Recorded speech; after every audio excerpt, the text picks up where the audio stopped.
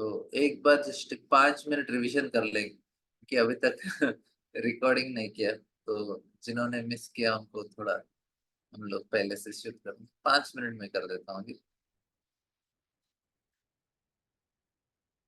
तो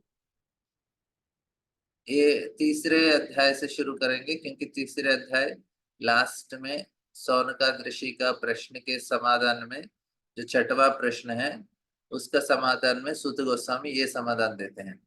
तो वो पूछते हैं कि धर्म और ज्ञान कहाँ किसका शरण लेते हैं कृष्ण अपने धाम जाने के बाद।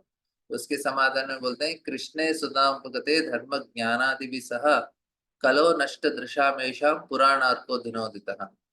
तो बताते हैं सुत गोस्वामी की ये भागवत पुराण सूर्य के समान तेजस्वी है और धर्म ज्ञान आदि के साथ कृष्ण द्वारा अपने धाम चले जाने के बाद ही इसका उदय हुआ। तो कृष्ण भागवत के रूप में प्रकट हो जाते हैं। जिन लोगों ने कलयुग में अज्ञान के गहन अंधकार के कारण अपनी दृष्टि खो दी है, उन्हें इस पुराण से प्रकाश प्राप्त होगा। तो मैंने बताया कि लोग के पास सब कुछ है, लेकिन आध्यात्मिक ज्ञान नहीं होने के कारण वे दुखी हैं। वो अज्ञान में है, अपने आप को कर्ता मानते हैं और इस प्रकार से मूर्खता से व्यवहार करते हैं और इस अंधकार में, घोर अंधकार में डूबे हैं। तो फिर इसके आगे फिर सौनकाद ऋषि तो इधर बताते हैं व्यास महर्षि, क्योंकि व्यास महर्षि लिख रहे हैं। तो व्यास महर्षि इस अध्याय में शुरू करते हैं कि इति भुवानां संसूत्य मुनीनां दीर्घसत्रिणां वृद्ध कुलपते सूतं ब्रवच्चु सुकनो अब्रवीत।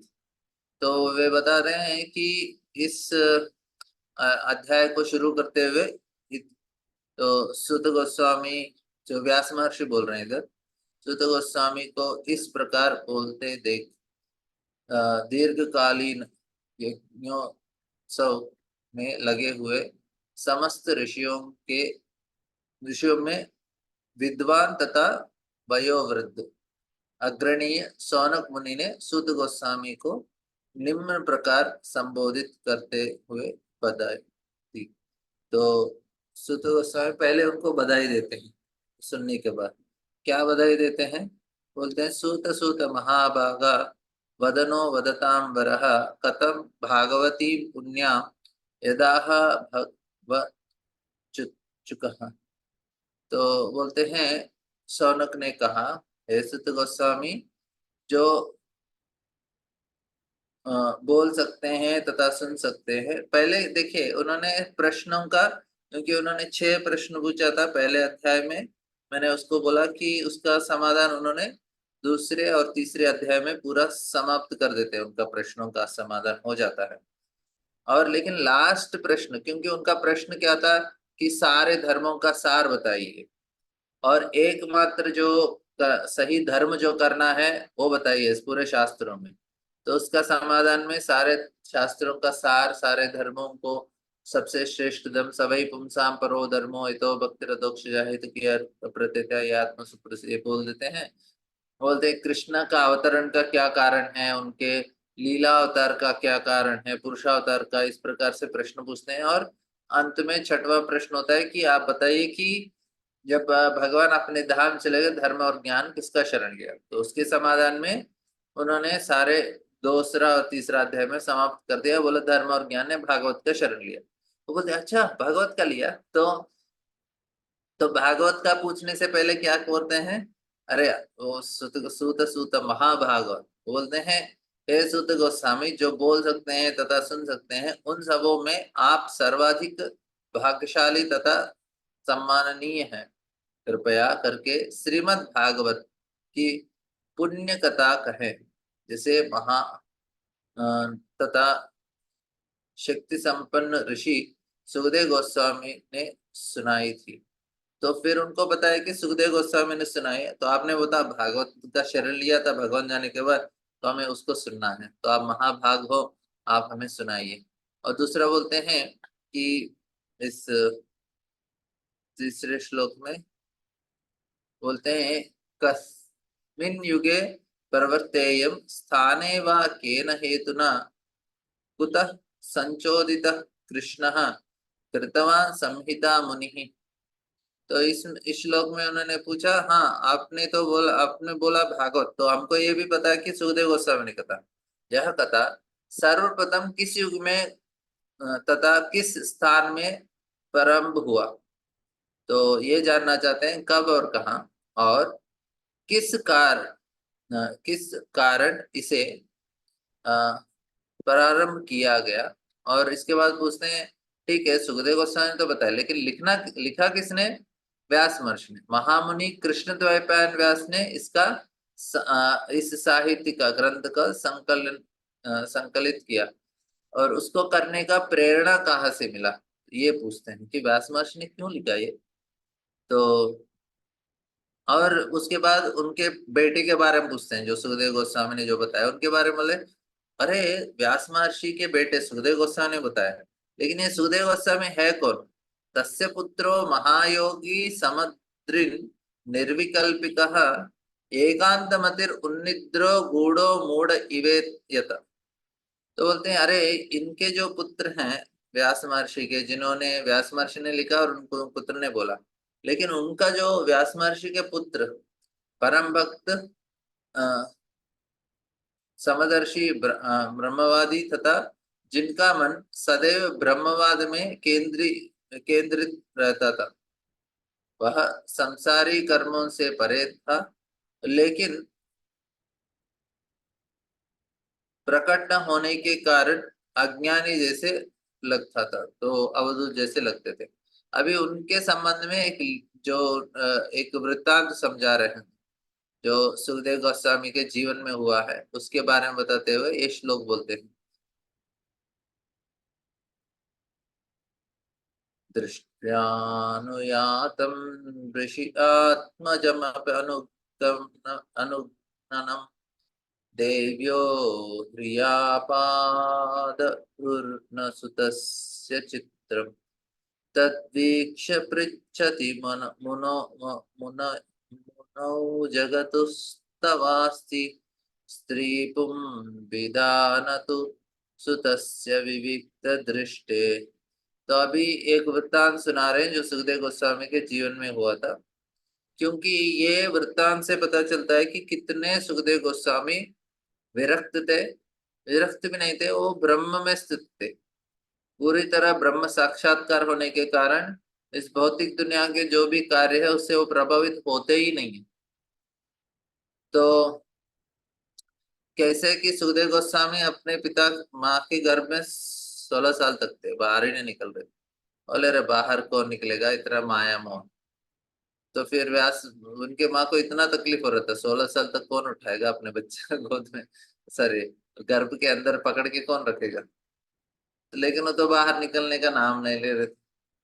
तो व्यास महर्षि भी उनको समझाने का प्रयास कर रहे हैं, अरे बेटा बाहर आ जाओ, आपको माँ को बहुत तकलीफ हो रहा है, तो सुन नहीं रहे थे। फिर वो द्वारका जाते हैं और कृष्ण को बताते हैं, अब आइए मेरे बेटा बाहर ही नहीं निकल रहे। तो फिर कृष्ण जाके उनको आश्वासन देते, देखो मैं भगवान हूँ, बता रहा हूँ, अब बाहर आओ, माया नहीं पकड़ेगा आपको। तो बाहर आते ही तुरंत जंगल की ओर चलने लगते हैं। तो व्यास महर्षि तो अपने बेटे के प्रति बहुत आसक्त हो गए थे। अरे हरे कृष्णा प्रभु जी, कितने दिन माँ के गर्भ में थे? 16 साल, दिन नहीं 16। साल। जी जी, हरे कृष्णा। हाँ, तो फिर व्यास महर्षि उनके पीछे दौड़ने लगे। तो बोलते हैं जब श्रील व्यासदेव अपने पुत्र के पीछे पीछे जा रहे थे, तो नग्न स्नान करती सुंदर तरुणियां वे वस्त्रों से अपने शरीर ढक ले। तो यद्यपि व्यासदेव स्वयं नग्न थे, लेकिन जब उनके पुत्र वहीं से गुजर रहा था तब उन्होंने वैसे नहीं किया था। तो जब सुखदेव गोस्वामी जा रहे थे उनके सामने से, वो लोग तो आराम से नहा रहे थे, उनको कुछ फर्क नहीं पड़ा। हालांकि सुखदेव गोस्वामी 16 साल के थे और इतना सुंदर दिखते थे, उनका जो अंग कांति थे वो कृष्ण जैसा था, और साथ ही साथ इतने सुंदर थे सुखदेव गोस्वामी, लेकिन उनको कुछ फर्क नहीं पड़ा। और जब व्यासदेव उधर से उनके पीछे दौड़ते उसके पीछे चले गए, तो लड़कियां देख के तुरंत अपने आप को ढकने लगी। तो मुनि ने इसके बारे में पूछा, तो तर्रियों ने उत्तर दिया कि उनका पुत्र पवित्र है, और जब वह उनकी ओर देख रहा था तो उनके स्त्री तथा पुरुष में कोई भेद नहीं माना। लेकिन मुनि तो भेद मान रहे थे, तो क्योंकि वो तो गृहस्थ थे, तो उनको तो स्त्री पुरुष के बीच में अंतर दिखा। लेकिन सुखदेव गोस्वामी परमहंस स्थिति के में थे। जो परमहंस स्थिति में होता है, उनको स्त्री और पुरुष कुछ फर्क नहीं पड़ता, दोनों एक जैसे दिखें। ऐसा नहीं कि उनको आंखों में कुछ कमियां हैं, नहीं, आंखों में कमियां नहीं है, उनका ना कुछ वासना नहीं है। अभी हम कुछ चीज को देखते हैं, अभी मैं आप हम सबके सामने किसी ने गुलाब जामुन रख दिया, नहीं तो कुछ समोसा रखा, तो तुरंत हमको उसके बारे में कुछ ना कुछ तो फीलिंग आ जाएगा। तो अच्छा गरम गरम है तो फिर कोई बोलेंगे हाँ ठीक है, ये तो अच्छा है, खाना चाहिए। नहीं तो हमको थोड़ा तो इच्छा होगा, प्रसाद नहीं है तो हम लोग उसको ज्यादा फर्क नहीं पड़ेगा, लेकिन किसी ने अच्छा प्रसाद दिया तो हमारे मन में थोड़ा विचार तो आ जाएगा उसके बारे में, अरे मस्त बनाया प्रसाद। क्योंकि हमारे अंदर वो वासना है, इस वस्तु को देखते तुरंत वासना के द्वारा हम प्रभावित हो जाते हैं। लेकिन सुखदेव गोस्वामी ब्रह्मभूत स्थिति में थे कि उनको कुछ फर्क ही नहीं पड़ रहा है। आप उनके सामने स्त्री है, पत्थर है, सोना है, खाना है, कुछ भी रखो, क्योंकि उसका जो वासनाएं है, इम्प्रेशन, वो है ही नहीं। तो हमें कोई चीज क्यों प्रभावित करता है? क्योंकि उसके संबंधित कुछ ना कुछ संस्कार हमारे मन में रखे हैं हमने। वो संस्कार की वजह से वो वस्तु देखने के बाद हम प्रभावित हो जाते हैं। अभी किसी को अपना कोई बहुत ही प्रिय व्यक्ति दिखाई देता है, कि माँ या पिता या कोई उनके पति पत्नी या बच्चे, तुरंत उनके मन में कुछ भाव आते हैं। क्यों आते हैं? क्योंकि हमारे संस्कार हैं, ये मेरा है, ये हमारे लोग है, मेरा मित्र है। तो किसी को अपना शत्रु दिखाई दिया, उनकी सासू माँ या बहू या शत्रु कोई तो दिखाई दी, तुरंत उनके मन में कुछ और विचार आने लगते हैं, ये कहाँ से आ गया। तो इसको क्या बोलते हैं? विकार बोलते हैं। इसको संस्कार की वजह से होता है। तो ये विकार उत्पन्न होते हैं क्योंकि हमारे अंदर इस प्रकार के संस्कार हैं। अच्छे भी हो सकते हैं, बुरे भी हो सकते हैं। लेकिन सुखदेव गोस्वामी के अंदर किसी प्रकार का संस्कार नहीं बचा, तो उनको कुछ फर्क ही नहीं पड़ता। आप कुछ भी रखो उनके सामने, कोई भी चीज उनको प्रभावित कर ही नहीं सकता। तो इसलिए वो तरुणी स्त्री सुखदेव गोस्वामी की देख के वो तुरंत समझ गई। जनरली आंखों से पता चल जाता है किस तरह देख रहा है, क्या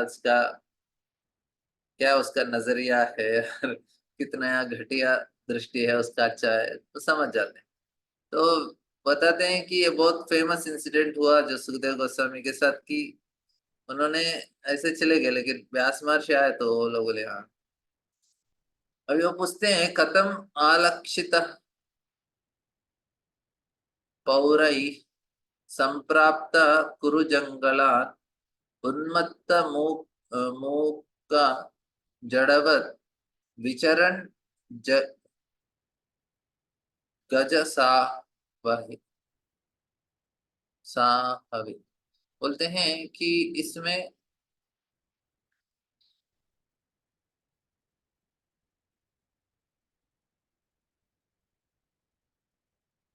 कुरु तथा जंगल प्रदेशों में पागल, गूंगे तथा मूढ़ की भ्रांति घूमने के बाद, जब वे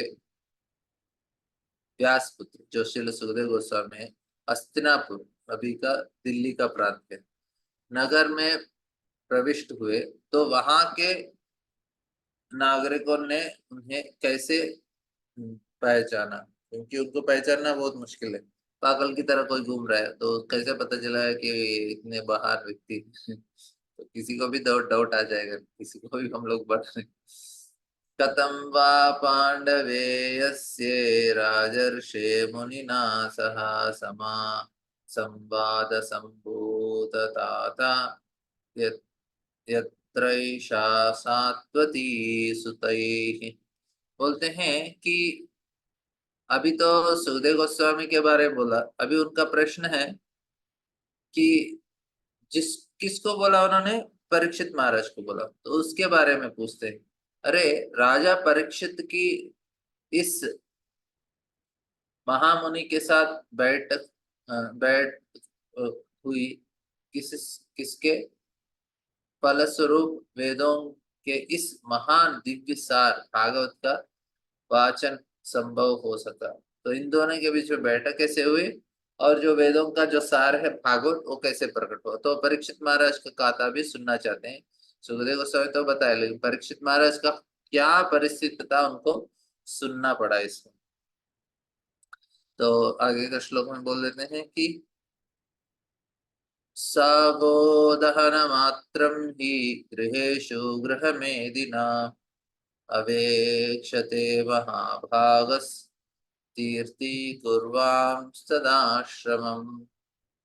तो इस श्लोक बहुत महत्वपूर्ण श्लोक है। इसमें बोलते हैं वे जो सुखदेव गोस्वामी हैं किसी गृह के द्वार पर उनकी ही उतनी ही देर रुकते हैं। कितना देर रुकते हैं?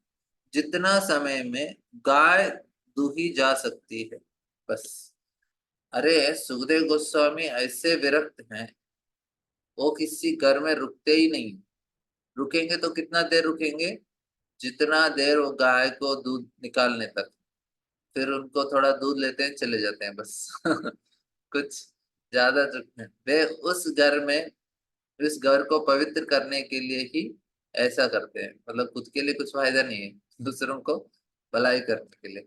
तो उनका प्रश्न है, अरे जो सुखदेव गोस्वामी इतना कम समय, गाय दूसरा जितना दुही जा सकती उतना समय रुकने वाले, 7 दिन तक कैसे रुक गए एक जगह? तो ये उनका प्रश्न था। पूछते हैं,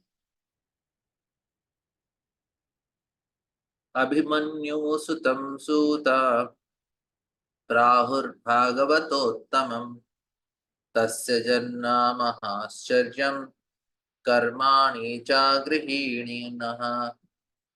अभी वे परीक्षित महाराज के बारे में पूछते हुए कहते हैं, कहा जाता है कि महाराज परीक्षित उच्च कोटि के भागवत भगवत था थे, और उनका जन्म तथा कार्य अत्यंत आश्चर्यजनक थे। कृपया उनके विषय में हमें बताइए।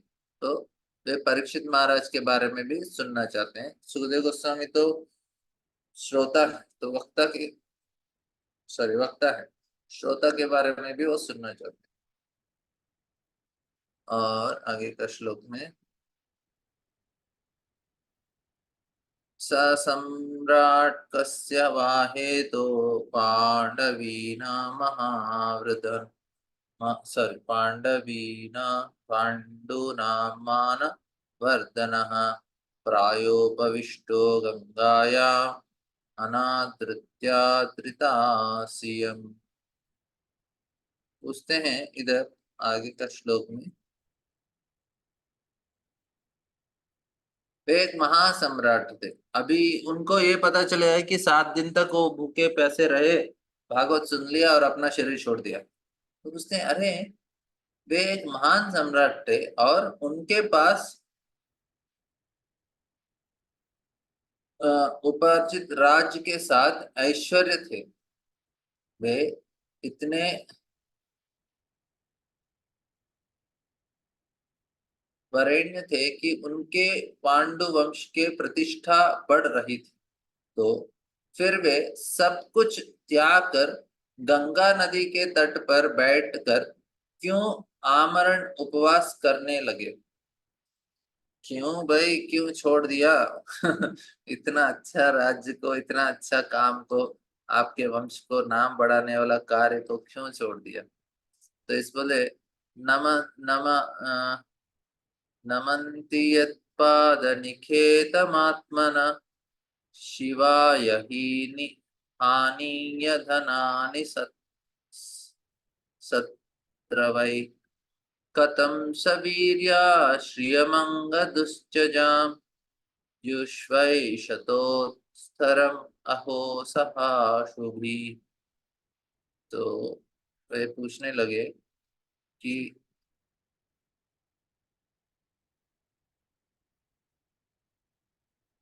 वे इतने बड़े सम्राट थे कि उनके सारे शत्रु आकर अपनी भलाई के लिए उनके चरणों पर अपनी शीश झुकाते थे और अपनी सारी संपत्ति अर्पित करते थे। वे तरुण और शक्तिशाली थे और उनके पास अलभ्य राजसी ऐश्वर्य था। तो फिर वे अपने सर्वस्त्र, यहाँ तक कि अपनी जीवन भी क्यों त्यागना चाहते हैं? तो प्रश्न तो बहुत क्या बोलते हैं, अच्छा प्रश्न पूछा। अरे ऐसा कैसे, क्या हो गया परीक्षित महाराज को कि उन्होंने सब कुछ त्याग दिया?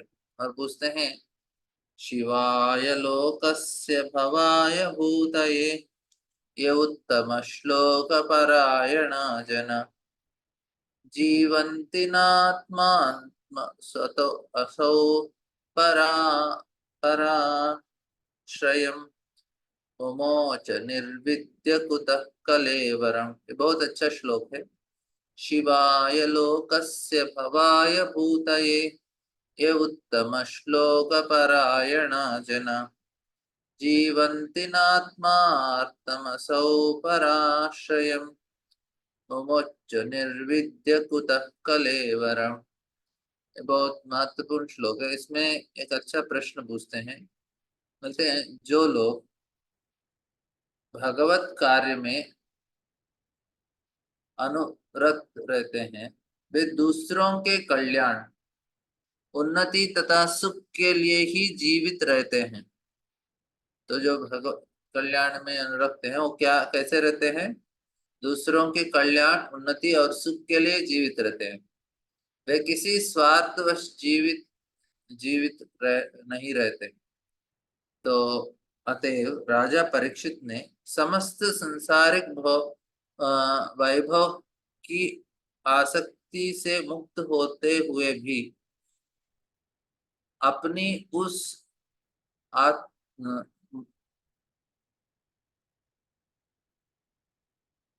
मृत शरीर को क्यों त्यागा जो दूसरों के लिए आश्रय तुल्य था। अभी वो दूसरों के लिए जी रहे थे तो खुद के स्वार्थ के लिए नहीं। तो फिर दूसरों को मदद करना चाहिए ना उनको, क्यों अपने शरीर को त्याग दिया? खुद के लिए जी रहे तो वरना है जीना एक ही तो है लेकिन आप दूसरों के लिए जी रहे हो तो कितना लोगों को फायदा भी हो रहा है, उनका कल्याण हो रहा है, उनका उन्नति हो रहा है और उनका सुख को भी प्राप्त किया जा रहा है। तो क्यों, क्या इतना आपत्ति आ गई कि आप उसको छोड़ रहे हैं? उससे भी क्या क्या प्राप्त कर रहे हैं आप? तो इस प्रकार का प्रश्न पूछते हैं। तत्सर्वं न सम्माचक्ष्वा पृष्टो यद् इह किंचन मन्ये त्वां विषये वाचम् स्नातम अन्यत्र छांदसा। पूछते हैं कि हम जानते हैं कि आप वेदों के कथित कतिपय अंश को छोड़कर अन्य समस्त विषयों के अर्थ में पुष्ट है, पटु है। अतएव आप उन सारे प्रश्नों की स्पष्ट व्याख्यान कर सकते हैं जिन्हें हमने आपसे अभी पूछा था। तो कुछ वैदिक, अभी ऐसा होता है कि दो प्रकार के लोग होते हैं जो ऐसे वेदों को पढ़ते जाते हैं। सहस्रशीर्षा पुरुषः सहस्राक्ष सहस्रपात् स भूमिन् विश्वतो वृत्वा अत्यतिष्ठदशाङ्गुलं पुरुष एवेदकं सर्वं यद्भूतं यश्च भव्यं। तो ऐसे वेदों को पढ़ते रहते हैं, वेदों कुछ तो समझ में आता है उनको, लेकिन वो वेद पारायण करने वाले हैं। लेकिन इधर सूत गोस्वामी वेदों को पढ़ने वाले नहीं है, वो पुराणों को पढ़ने वाले हैं, उनका जो सार है। तो वेदों का जो सार है पुराणों में दिया गया है, तो उसको पढ़ने वाले हैं। तो बोलते हैं देखो आप तो वेदों का कुछ जानते नहीं होंगे, लेकिन जो आप जानते हो बहुत इंपॉर्टेंट जानते हैं, इसलिए आप हमें इसके बारे में बताइए, इन चीजों के बारे में जो हमने आपको प्रश्न पूछा था वो तो आप आराम से बता सकते हैं। तो फिर सुत गोस्वामी समाधान में क्या बोलते हैं? द्वापरे समुप्राप्ते तीर्थे युगे पार परे ये जाता प्राशथा योगी व्यासव्याम कलया हरे। तो इधर अभी व्यास देव के बारे में कहानी शुरू करते हैं। अभी तक किसी को कुछ प्रश्न है? सब कुछ समझ गया, कुछ समझा नहीं? समझ में आ रहा है? कृष्णा गुरु जी आ रहा सब। ठीक है ब्रो। आपको, आपने तो ये पहले ही सुन लिया तो आपको प्रॉब्लम नहीं है।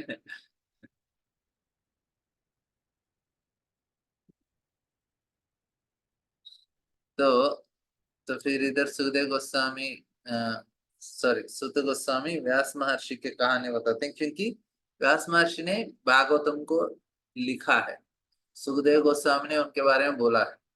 तो पहला प्रश्न था उनका कि व्यास महर्षि ने क्यों, कब लिखा, और क्या उनको अंदर से क्या स्फूर्ति मिली, किस कारणवश, क्या स्फूर्ति से उन्होंने भागवत का रचना किया, तो उसे जानना चाहते हैं। और सुखदेव गोस्वामी ने क्यों बताया और परीक्षित महाराज ने क्यों सुना, तो ये दोनों प्रश्न भी बाद में 3 प्रश्न पूछते हैं पूरा। व्यास महर्षि को क्या इंस्पिरेशन मिला, सुखदेव गोस्वामी बताने का कारण क्या है, क्योंकि वो आत्माराम है, उनको तो कहीं 10 मिनट से ज्यादा रहने का इच्छा नहीं है। एक जगह बैठ के 7 दिन तक उन्होंने भागवत क्यों सुनाया। परीक्षित महाराज जिनका शरीर दूसरों के भलाई के लिए इस्तेमाल करता है, वो आमरण अंश में बैठ के 7 दिन तक भागवत सुन के फिर अपना शरीर को त्याग दिया। तो इस प्रकार के वे प्रश्न पूछते हैं। तो उसके समाधान में व्यास महर्षि का कथन, कहानी बताया कि किस स्थिति में क्या उनको प्रेरणा मिली भागवत लिखने के लिए, इसे समझाया गया। ठीक है, तो अभी हम लोग इधर समाप्त करेंगे, क्योंकि कब नेक्स्ट क्लास होगा मैं तुरंत नहीं बता सकता, लेकिन जब भी होगा उस दिन आपको पहले मैं इन्फॉर्म कर दूंगा। तो ये 15 दिन में कुछ दिन होगा, कुछ दिन नहीं होगा, लेकिन आप जुड़े रहिएगा। और बीच बीच में हम लोग जहाँ भी होगा, मैं कुछ रिकॉर्ड करूंगा तो फिर आपको रिकॉर्ड भेज देता हूँ, तो फिर आप वो रिकॉर्डिंग भी सुन सकते हैं कुछ। First, use your fingerprints to unlock the device. हरे कृष्णा, धन्यवाद, प्रणाम प्रभु। हाँ धन्यवाद। आज कोई बोल रहे थे You need to install आपने Samsung सृष्टि वो किया है, पूरा ब्रह्मांड सृष्टि किया है, फिर कृष्णा कैसे क्या सर्वोपरि है करके। क्या माता जी? आज कोई बातें कर रहे थे, हम लोग बालाजी मंदिर गए थे वहां पे, तो वो बातें कर रहे थे कि ब्रह्मा जी ने सृष्टि का निर्माण किया है, मगर कृष्ण कैसे क्या सर्वोपरि हो जाता है, सब बातें कर रहे थे वो लोग। हाँ, तो हमने इसका चर्चा लास्ट 3 क्लासेस में हमने चर्चा किया, तो उसका थोड़ा रिकॉर्डिंग सुन लीजिए। चैतन्य चरितामृत का चर्चा में पिछले हफ्ते मैंने जो क्लासेस लिया था, तो उसमें कैसे कृष्ण नारायण से बड़े हैं, तो मैंने चैतन्य चरितामृत के 3-4 क्लासेस में पूरे लास्ट वीक का जो भी जो क्लासेस रिकॉर्डिंग है उसमें उसी का चर्चा किया हमने। ओके प्रभु, आप वो यूट्यूब लिंक सब भेजोगे हाँ, क्या? यूट्यूब लिंक है माता जी, ग्रुप में पोस्ट किया मैंने, यूट्यूब लिंक है, फिर भी आज पोस्ट कर देता हूँ। ओके प्रभु। हाँ, वो आप सब्सक्राइब करेंगे चैनल में तो आपको सारे लेक्चर लाइन में रहेंगे। आपको चैतन्य चरितामृत का अच्छा, आदि लीला का लेक्चर्स है उसमें ऑलरेडी, वो चैनल में ऑलरेडी अवेलेबल है, कोई भी उसको देख सकते। ओके, वो सब्सक्राइब का कहाँ आता प्रभु? वो यूट्यूब चैनल, आप अभी आपका व्हाट्सएप ग्रुप में यूट्यूब का वीडियो आया ना माता जी, उसको क्लिक कीजिए तो वीडियो आपको मिलेगा। वीडियो के नीचे बाएं तरफ में आपको यूट्यूब चैनल का नाम आएगा, उसको आप दबाएंगे तो आप चैनल में डायरेक्टली चले जाएंगे। उधर सब्सक्राइब करके आता है, तो आप सब्सक्राइब कर लीजिए यूट्यूब। तो ये आपके घर में आपके बच्चे को पूछ लेंगे तो आराम से करके दे देंगे आपको सब्सक्राइब। मैं चैनल का लिंक भी भेज देता हूँ, आप सब्सक्राइब कर सकते हैं। हरे कृष्ण प्रभु जी, भागवतम का भी है पहले अध्याय से शुरू से? क्या माता जी? भागवतम का रिकॉर्डिंग भी है पहले से शुरू से? हाँ हाँ हाँ, भागवतिंग का भी रिकॉर्डिंग है माता जी। मैं उनको भी एक्चुअली वो चैनल में वो भी है, आप चैनल में जाएंगे तो आपको रिकॉर्डिंग मिल जाएगा उस बाकी का पहले का भागवतम का। प्रभु जी हरे कृष्णा प्रभु जी चैनल का लिंक भेज दीजिएगा ग्रुप पे भेज दीजिएगा। हाँ, फिर से चैनल का लिंक भेजता हूँ, आप सब्सक्राइब जी, कर जी। सकते हैं और उसमें आपको रिकॉर्डिंग। जी हम लोग फिर पूरा ठीक। कंटिन्यू करेंगे तो हैप्पी हाँ। Journey Prabhu, please pray for us. Hare Hare Krishna. Krishna. मेरा मोस्टली ब्राह्मण अच्छा होगा प्रभु। हरे कृष्णा। हरे हरे बाबा, कृष्ण। धन्यवाद प्रणाम। हरे कृष्णा प्रभु जी दंडवत प्रणाम। दंडवत प्रणाम। हरे कृष्णा। हरिद्वार कब पहुंच रहे बाबा जी? हरे कृष्ण। हरिद्वार कब पहुंच 15 दिन कृष्ण प्रभु जी दंडवत प्रणाम। बीच बीच में जब भी मैं कुछ क्लास लूंगा उसका रिकॉर्डिंग है तो मैं पोस्ट कर देता हूँ। तो कुछ लाइव होगा तो मैं पहले ही बता दूंगा, नहीं तो रिकॉर्डिंग भेज देता हूँ। तो कुछ दिन तक आप रिकॉर्डिंग्स और जो पुराना रिकॉर्डिंग आपका बच गया, किस क्लासेस मिस हो गए तो भी सुन लीजिए, तो तब तक पीछे का आपका कवर हो जाएगा। आपकी यात्रा हरिद्वार से कब शुरू हुई? वृंदावन में जा रहा हूँ ब्रो मैं। फिर अभी कल से मैं जा रहा हूँ, मैं 15 दिन तक छुट्टी में हूँ। आपकी धाम यात्रा का हमारे को डिटेल देते रहिए। हरे कृष्ण। थैंक यू हरे सो कृष्ण प्रभु जी दंडवत हरे प्रणाम। कृष्ण। धन्यवाद। हरे कृष्णा। मच।